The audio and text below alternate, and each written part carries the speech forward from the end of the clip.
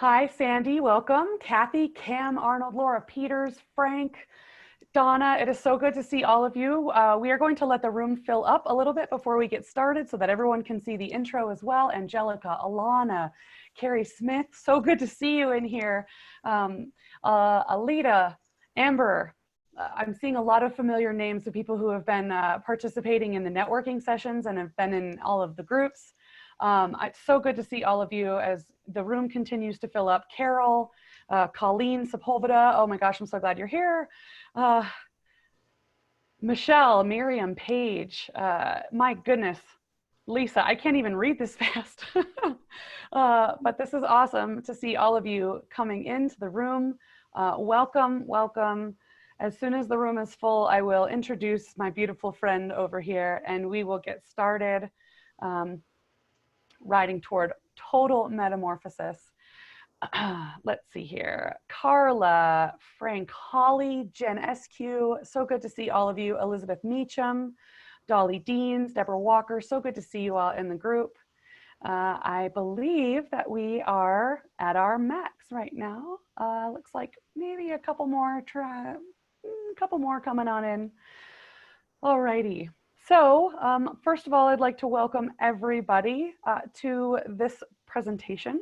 I am Brittany and I am introducing Hanan, who I met through the Women's Sport Bike Rally a couple of years ago. And she has an amazing story. We've asked her to tell her story because if anybody really embodies the theme of this entire conference of reinvention, then Hanan is the girl. She immediately came to mind when we decided that this was the theme, and I wanted to make sure she had the opportunity to share her story. Hanan, thank you for being brave to come on here and talk to us about your experiences in total metamorphosis, really. I'm gonna let you tell your whole story.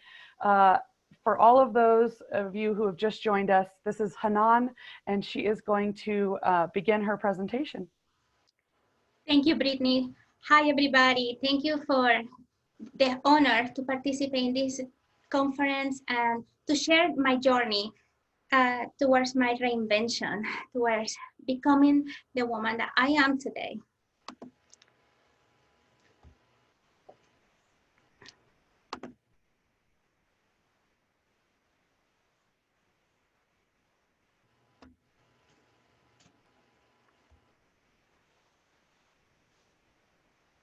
Good evening, everyone. Thank you for being here with us this evening and for letting me be part of this amazing presentation for so many women to learn of so many different topics, and I am very honored.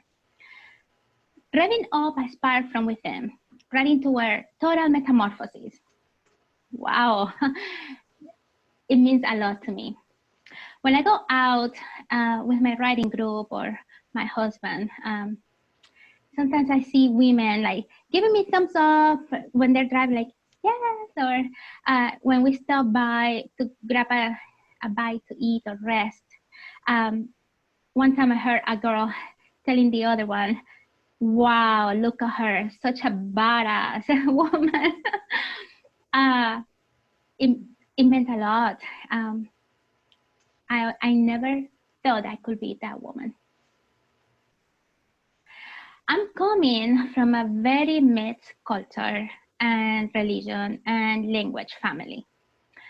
My father and grandfather, they were Lebanese, but descending from the Emirates.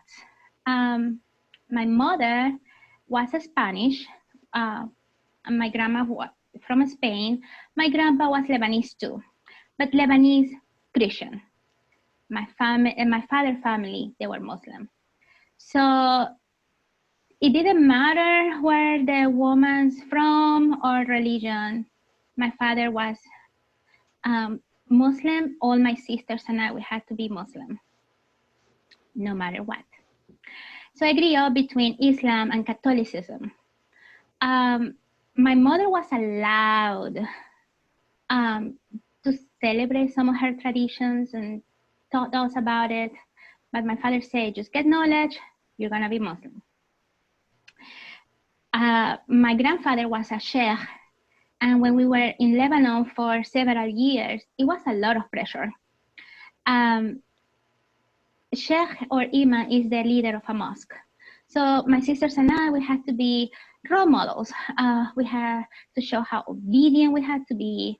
In Islam, women are not, they don't have the same privilege of men. And also it's a religion that controls all aspects of your life. It's not only about worship, it's also how to take a shower, how to dress and undress, how to even enter the bathroom, how to clean yourself. Is a lifestyle. I learned it, I practice it, but I also was like a tomboy girl, and I enjoy playing with my male cousins. I had more fun. I learned how to ride bicycles and roller skates and playing sports. That was not good for my father. So sometimes I had to go to my uncle's house and get some clothes from my male cousins, like jeans and sport shoes, and just go out with them. And I was one of the boys. Well, family situations changed my childhood. My mother was the first of 3 wives, and my father had no son. I have 2 sisters from mom and dad, and a half sister from my father's second wife that it happened to be his cousin. So my half sister is also my second cousin, but that is normal in my culture. I don't have siblings from my dad's third wife. So my father was basically in need of a male to carry on the family last name. It was a lot involved. My sisters and I, we had arranged marriage. And I got engaged at 11 years old. I remember that he is the son of my father's friend, and they're from Palestine. And not only Palestinians, but also very close-minded Palestinians. And I remember playing with him at my grandpa's house when we were about 5, 6 years old, because we were the same age. But I really didn't remember him. So at 11 years old, I found myself that I really didn't know what was gonna happen or what to expect. I was still a child. My father expected me to change, study covering, started learning how to be a woman, because one day, very young, I was gonna have a house on my own. For his job, my father was a diplomat, and for security reasons, he really didn't live in the same house with us. I really continue enjoying my part of my late childhood, but everything has to be in secret. So I wanted to be one day like a racer, like a motorcycle racer or a car racer. I remember watching NASCAR in TV, things like that, like, you know, childhood dreams. I remember my uncle from mother's side. He saw how interested I was in learning how to drive one day, and he actually taught me how to drive a pickup truck, manual transmission. I was 13, and I had the time of my life. And he's like, Hanan, you're actually good at it. So every time when he came to visit, I had the ability to drive his pickup truck. My father never found out. I'm the only female in my house that know how to drive. And that for me was very good. From mom's side, some of them drive, but from my father's family, no female know how to drive. When we moved to Italy, also because my father's job, I told my mom I wanted to join the military school. And my mother was like, oh my God, Hanan, like, I told her, please, I beg her. And like, my father will never find out. He doesn't even live here. He was never involved actually in my school. Like, he knew I was going to school. But at that point, my mom said, okay. I told her, you engaged me. I'm doing everything you ask about from me. Just let me enjoy. I really, after having all my elementary years in a school for girls, Catholic school, with nuns everywhere, I'm like, just let me enjoy school. I was a good student. I had a lot of certificates for good behavior, for good grades. That was not really well seen in my family. It's like, yeah, okay, like another certificate. My mom sometimes he say, and still she says, yeah, one more for your collection. Like women, they're expected just to have kids, raise kids, take care of the house, take care of a husband. And it's basically, if you're single, it's God and then your parents. And if you're married, it's God, then your husband, your children, then your parents. But where really is the woman? It is not really a place. So I had a lot of dreams that I had to keep to myself. I couldn't talk. I started covering at 16, and I actually started teaching Islam at the mosque. And when I started covering for my father's family, it's darker colors, and I really, if you see me in that picture, I'm not really that happy. And okay, yes, we do it for religion, for modesty. And I actually started teaching that, teaching to women that converted to the religion because they married a man, a Muslim man, or teaching young girls, especially to memorize the last part of the Quran. So working and learning more about the law, the Sharia law, and teaching it, I actually started having more questions than answers. The other picture, that was my wedding day. It was one of the saddest days for me in my life. I remember I was sitting with a group of women, and my father, my ex-husband, his dad, they came. And when they asked, and the imam, and when they asked me if I wanted to get married, I couldn't even respond. I really didn't respond. I didn't say anything. I was in tears. Oh, but that means yes. That means the woman, the girl is so, with so much modesty, it's just shyness, but yes, it means yes. So that was my wedding. I came to this country, I came to America. I already had my daughter when I came here. She was a baby. We came to Florida. And I already graduated from high school. And my ex-husband was still in high school, and he got a job after school. I told him that I wanted to go to college, and he was not in any agreement of me going to college. And he was like, I'm gonna become an engineer one day, an aircraft engineer. So you don't need to have any career of your own. We already have this daughter. You have to take care of the house, and hopefully we'll have another child, and it's a boy.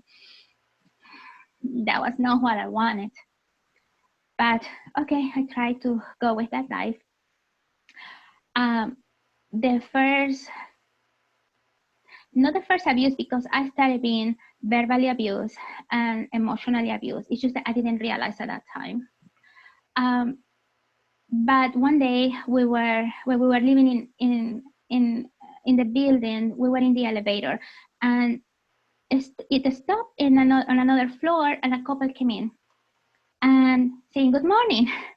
And my ex-husband said good morning, and I did too. When we went in the car in the parking lot, I just felt the big slap on my face. What was that for? He was accusing me of being a loose woman. He was like, you're a loose woman. Look at you, even smiling to that man. I'm like, which man? the couple or the two people that went in? I was covering my face. That was actually one of the requirements, the request that he did when we got married, that I cover my face. And he's like, oh, but when you smile, I can tell. And You really love to smile to everybody.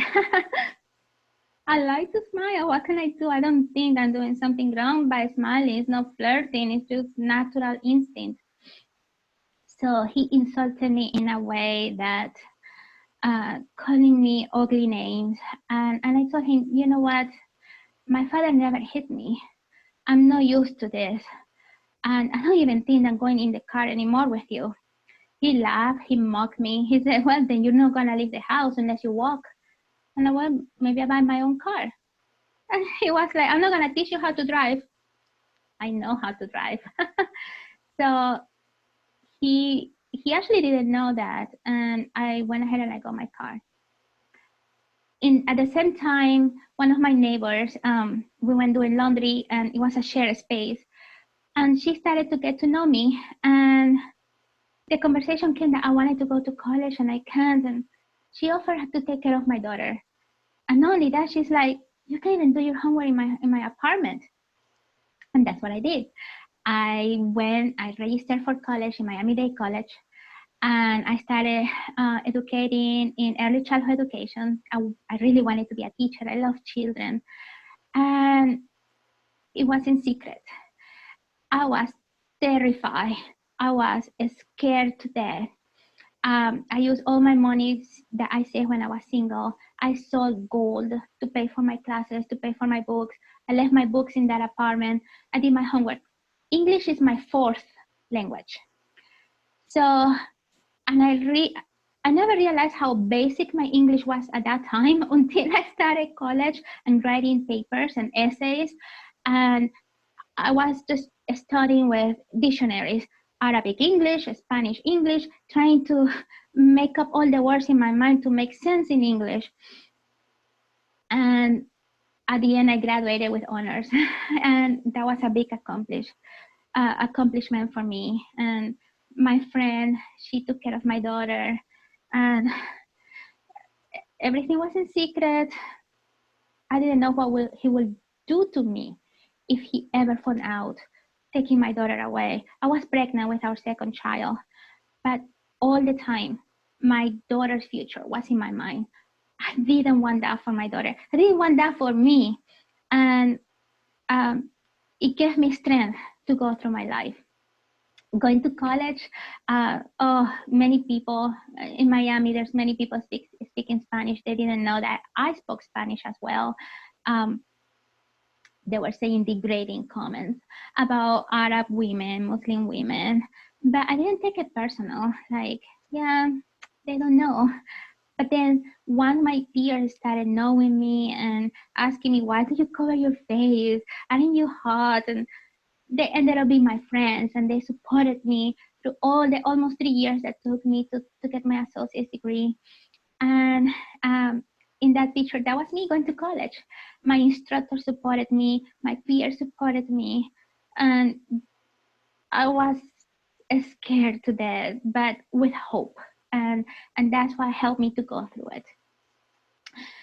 Few days before my graduation, I applied for the job, and at that point, I had the job offer. I needed to go to do my fingerprints.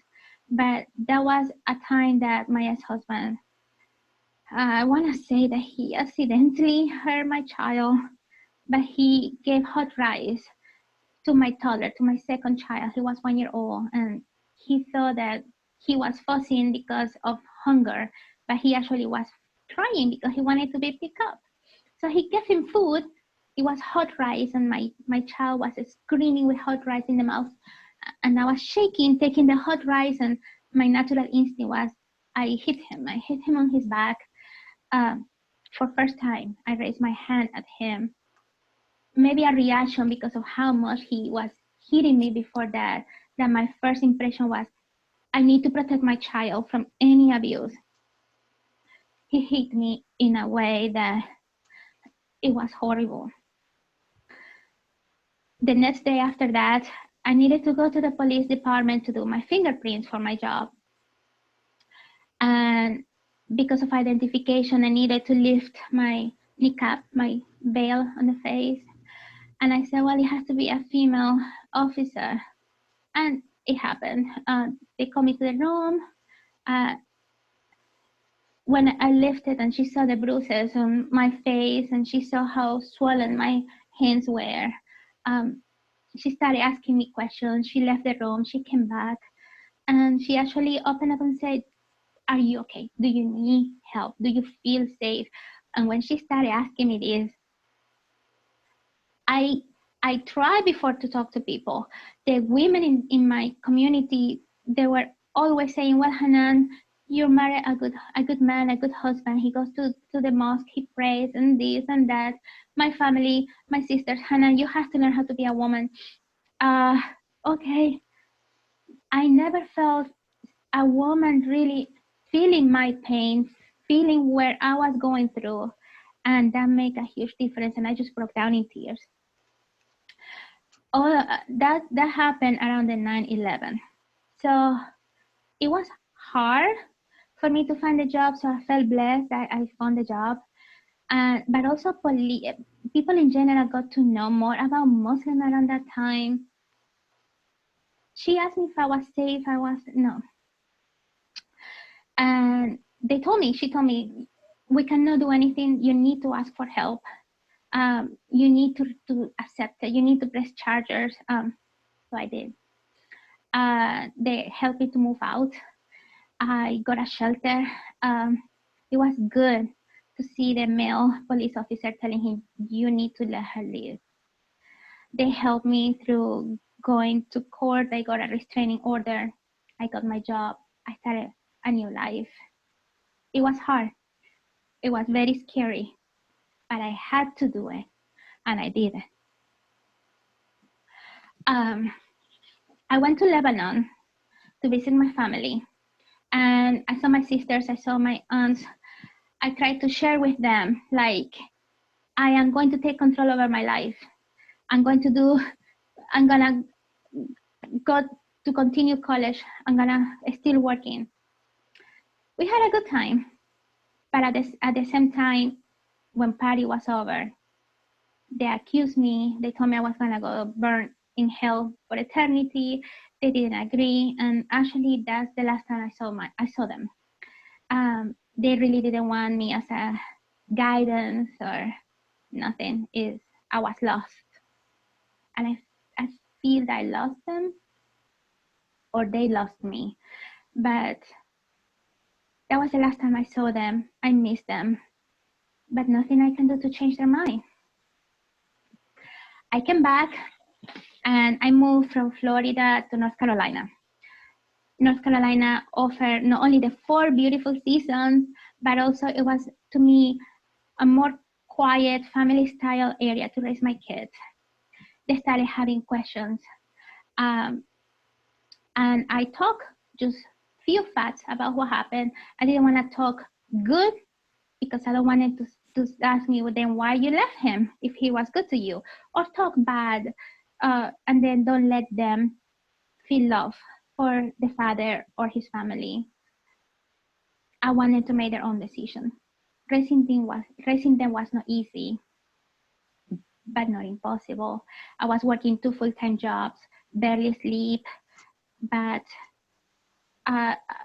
no regrets. When I was 30 years old, 8 years happened before I divorced until I met a coworker. It was in my second job overnight in a retail store. And he actually was an American man, white, Christian, younger. But love came in the more unexpected way. He really was interested in me. And obviously I didn't show that I like him. And it was, I know I'm Muslim and we don't date, and he was interested in me. We started talking little by little. Someone from a coworker saw me, and he was Muslim from another mosque, another community. But he went to my mosque and accused me of being a loose woman, talking to a guy, and I don't have family here in the whole country. So he was concerned. I was punished in the mosque. I was questioned, a slap on my face. I got in big troubles for that. And when Brian, my second husband, when he knew that, he was like, so how can I date you? How can I know you? I'm like, no, you have to go, you have to be Muslim. I cannot have a relationship with someone that is not Muslim. And he's Christian, and he's like, Hanan, I'm Christian. I don't know if I can give up. And we barely knew each other. It was love. He went to the mosque. He learned about Islam. He converted it. And he was very clear, I'm not giving up my faith. I just don't want you to be punished. I want to know you. I want you. And he did it. He did it to protect me. So we engaged. Then we started knowing more about each other. And it was a very difficult time. He never asked me to take off my hijab, to give up religion, nothing. Everything happened little by little. We started going out. The first day was skydiving. I told him I want to go skydive. Cool. Second date, let's go whitewater rafting. And talking about things to do, making arrangements for the wedding and before we moved. And with all the issues with the family, his Christian family, like they were not that happy. My family were not happy. Obviously he converted, but I went to church with him too. So he continued being Christian. I continued being Muslim. And it drove me crazy. One day the conversation was, he asked me, when we got married, I would love one day to have a motorcycle. That thing never came in a conversation between us. And I told him, oh, wow, well, yeah, you can have your motorcycle, but one condition. I never used that word before. And he's like, yeah. I'm like, I would like to have a motorcycle on my own too. And he's like, do you like motorcycles? And I'm like, I love motorcycles. I know how to ride. I learned when I was a teenager on cafe racers, but I like sport bikes. And he's like, I knew you were the one perfect for me. So we ended up married. In my wedding, only my mother came. So she's in the picture in blue.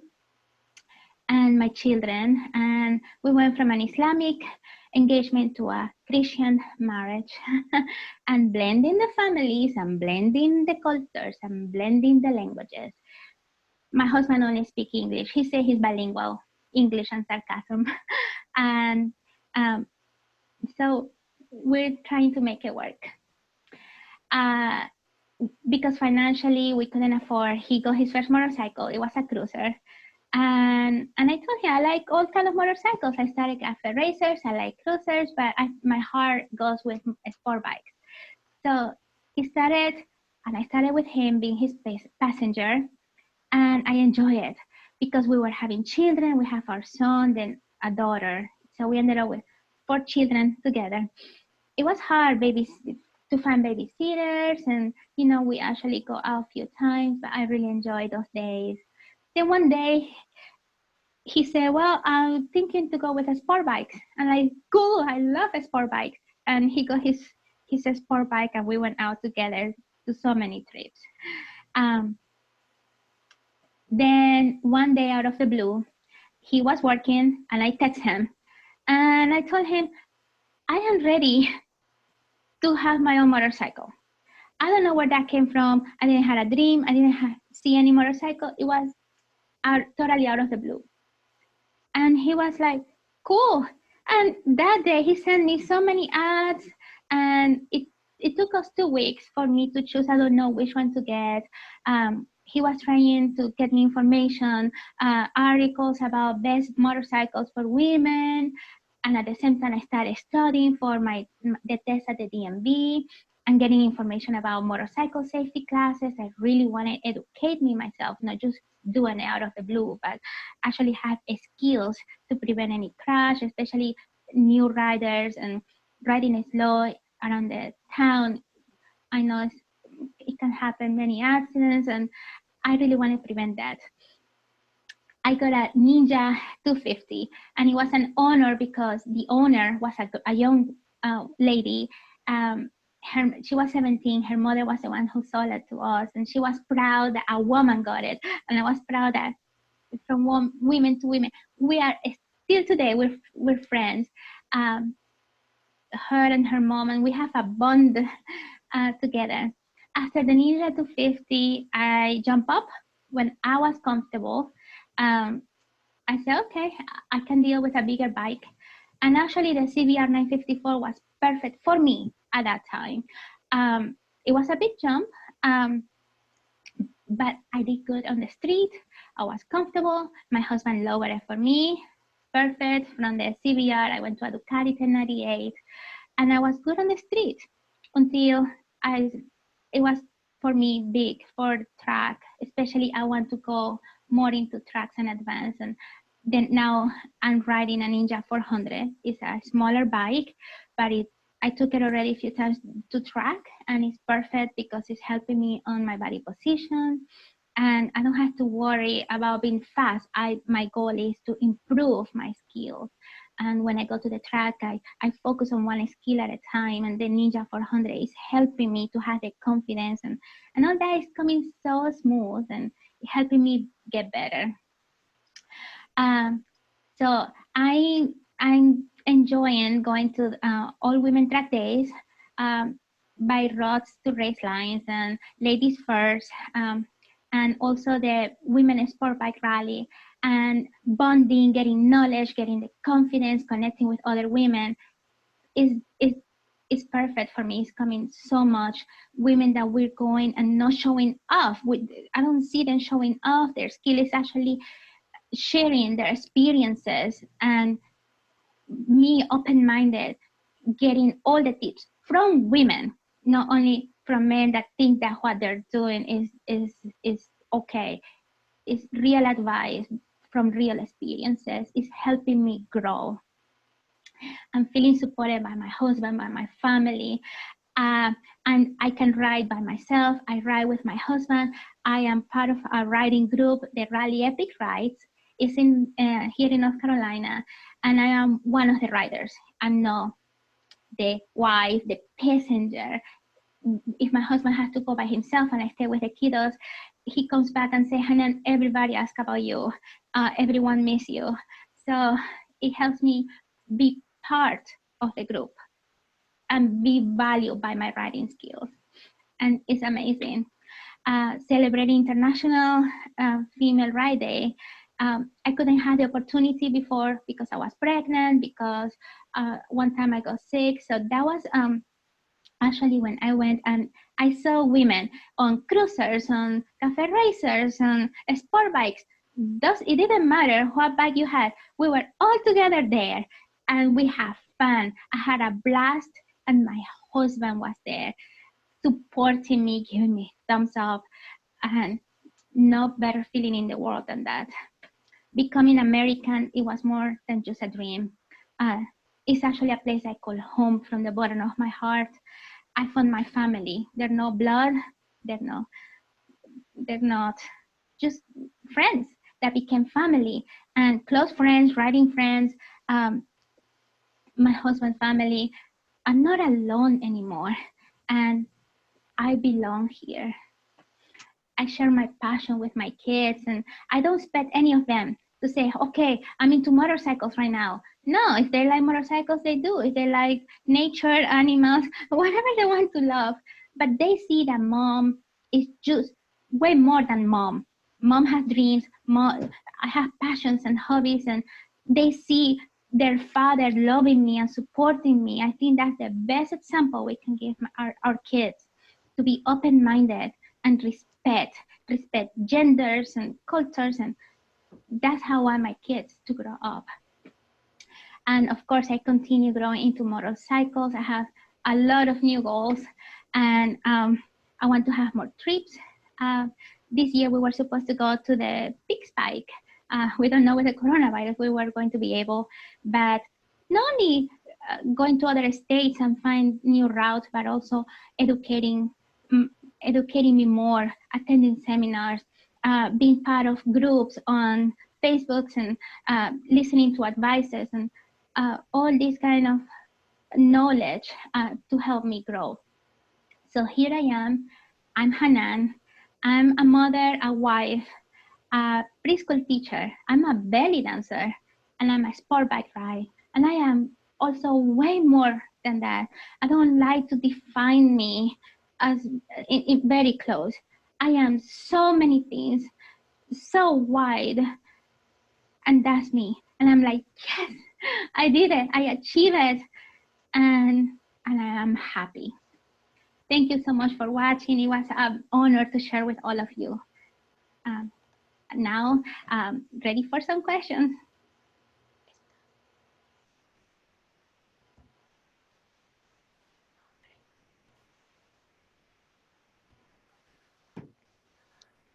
Hanan, oh my gosh. I think everybody's trying not to cry. Thank you so much for sharing your story. I'm gonna pull it in, I'm gonna reel it together, and so we can go on to some of the questions. I don't know if you were watching the chat as we were going, but there are a lot of messages for you that we will share with you after this, so you can see what everyone has to say about your presentation, your video, your story. Just so you know, a lot of people think that you should write a book and be a movie star. So, okay. So our first question comes from Eve. She wants to know, you mentioned that you were engaged at 11 years old. How old were you when you got married the first time? I was 17. I was 17 when I got married, and then I had my baby right away. And then I came to US when I was 18, about 18 and a half. So now that I have a daughter, she's almost 22. I couldn't believe I was a baby with dealing with all that. So, yeah. It's just an amazing story. It just gets more and more amazing. Second question from Eve. She wants to know if your husband went to jail or got in trouble for the abuse. I didn't want to press charges. It was a 5-year battle in court for custody. He respected the court order until he actually came to North Carolina and kidnapped Ube, my son.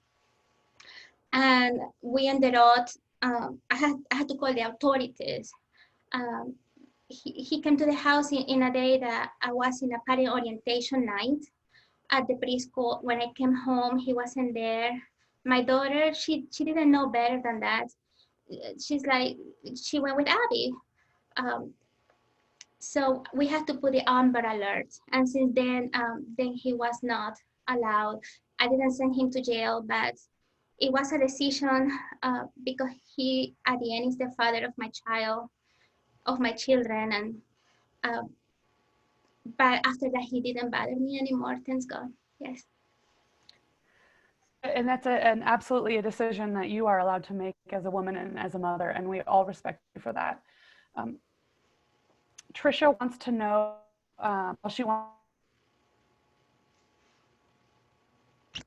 did you have to hide you were other?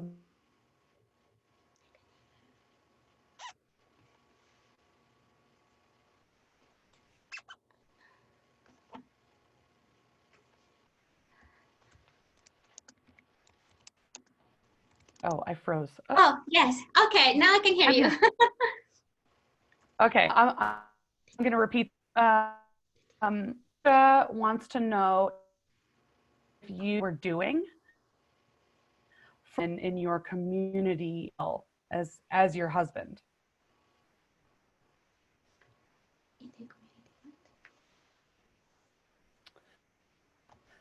I can get Elisa to help me here. Yep, here I am. Thank you so much. Sorry. Yeah, maybe you need to reboot your computer. Okay. I'm trying to catch up with you. I think you were answering Trisha's question. Trisha. Trisha says she's so inspired by your story, and Trisha wants to know, did you have to hide what you were doing from other women too? From the community, yes, because Many things are not allowed for Muslim women, especially being with a Christian man is actually punishable. Actually, not being Muslim is in many Islamic countries is actually penalized by death. So there are many things that I hide from the women in my family and from the women in the community. Yes. Thank you. I feel like you kind of answered Cherie's question, but I'm going to let you answer it again, maybe in a different way. How did you break through the fear to leave your first husband?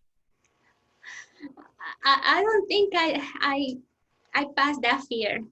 I was terrified. And having a father saying, you cannot come home as a divorced woman because that's a big shame to the family, and feeling that I had nowhere else to go. But it pushed me to the point that I better live in the shelter that the police officer offered me than to go back. I was scared. I was scared that he was gonna find out where I was working. I was scared to go out, and especially for him getting my kids. That was the worst fear that I had.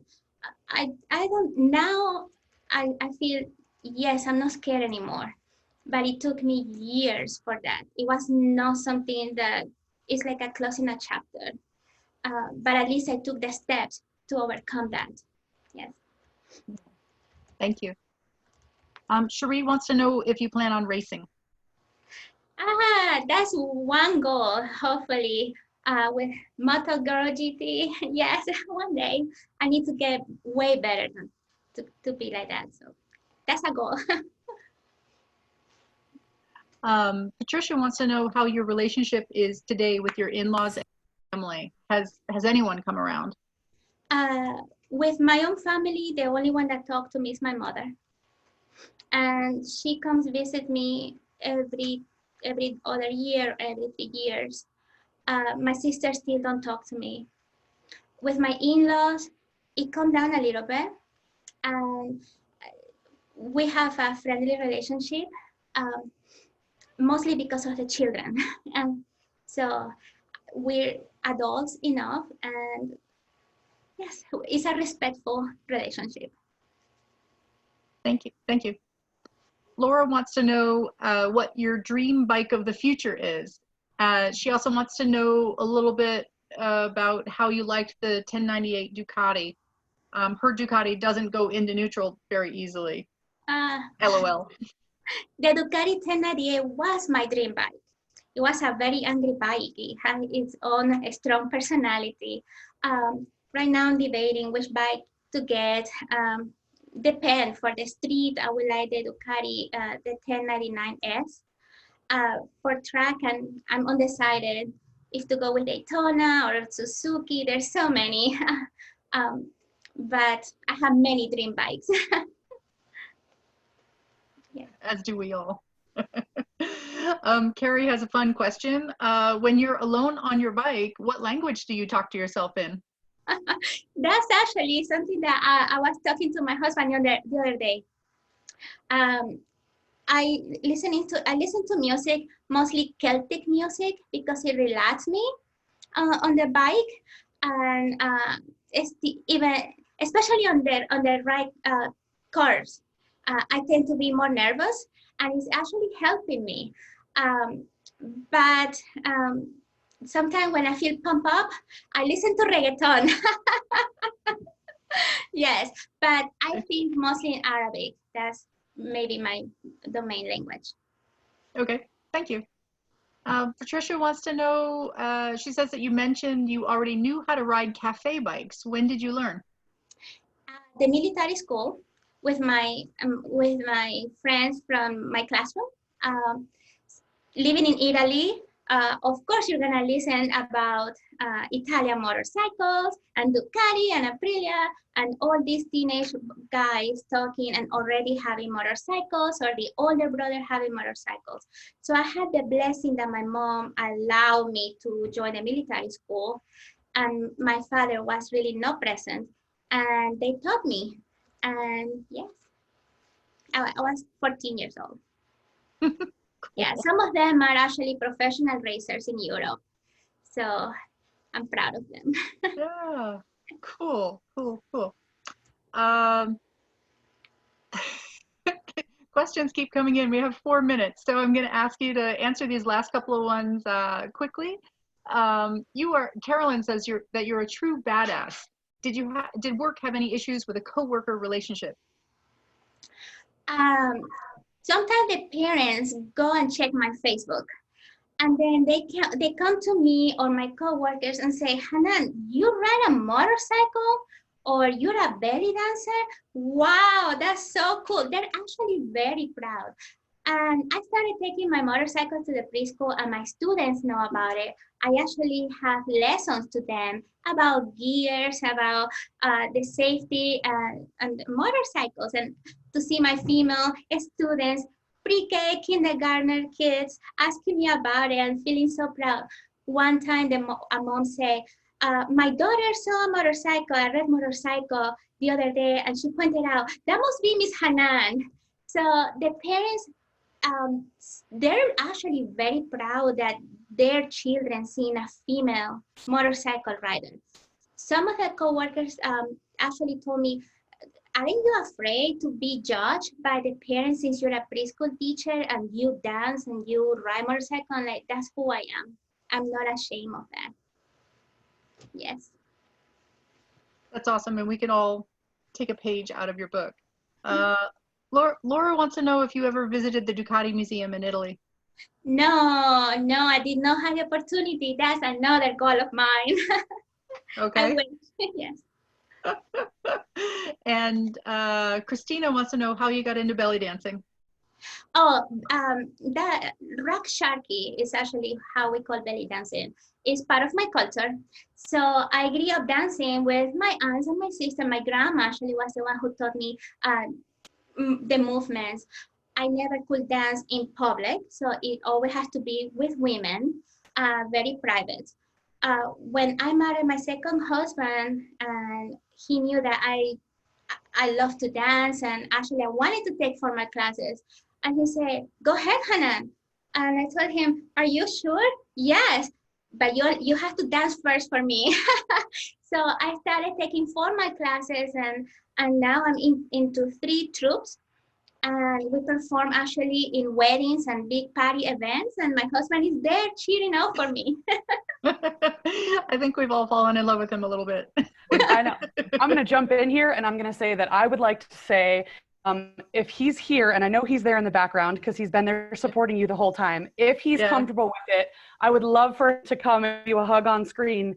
We can all give him a virtual applause. I know you can't hear it, but it's happening, I promise you. Yay. Brian. That's awesome. Everybody's raising their hands for you. Okay. Sorry to do that. He's also the AV department in your house, which we really appreciate him helping us have such a smooth presentation. We thoroughly enjoyed having you. And Genevieve has a great closing question. She wants to know, how has motorcycling added to your life? It opens so many doors, but I think that the most important thing that motorcycle did for me, it was helping me during a grieving time in my life. Last year we lost a baby, and I got into a very deep depression. And I ended up with antidepressants, counseling, group support, and nothing helped. I actually thought to stop motorcycling. I think I lost hope for many things. And I saw the Ducati. And I told my husband after just, I think 2 months, I cannot deal with this. I need to ride again. And that's when we got the Ninja 400. And that's the only thing that actually helped me through my grieving. Why? I don't know. Maybe because I'm in the group or with my husband, but at the same time, I'm alone and by myself with my own thoughts. And I can feel the freedom. And yes, I have many things. I can think about my baby, not in a blaming way, because I blame myself for losing him, but also like going forward, riding forward. It was a therapy for me. So I think that's the most beneficial thing that ever motorcycling did for me. Awesome. Thank you. And great question, Genevieve. You always cut right to it. It's awesome. Thank you, Hanan, so much for being with us. Thank you. Really, It was an really honor. Really appreciate We you love you. and your story and sharing it with us. And what an empowering message. We're truly honored that you chose to spend time with us today. Thank you. Everyone, we have Mama D coming up at 7 p.m. Dee Jones is an amazing, amazing woman. She's so many things. I'm going to let her tell her own story. I just know that she's a MMA trainer. She's a badass motorcycle rider. She's an author. And for her, attitude is everything. 50 States of Consciousness. She'll be joining us at 7 p.m. tonight. And afterwards, we will have our last connection session of the conference. Will be at 8 p.m. And if you haven't been to one of these, it's not this broadcast type of thing. It's where we're all in the same room and we all can talk and we can see each other's pictures, and it's true connection. And that will be the last time that we'll see each other live for this conference. But we have some announcements coming up that will be able to keep you tuned in, tapped in, to the community moving forward. So cool. See you in a few. Bye.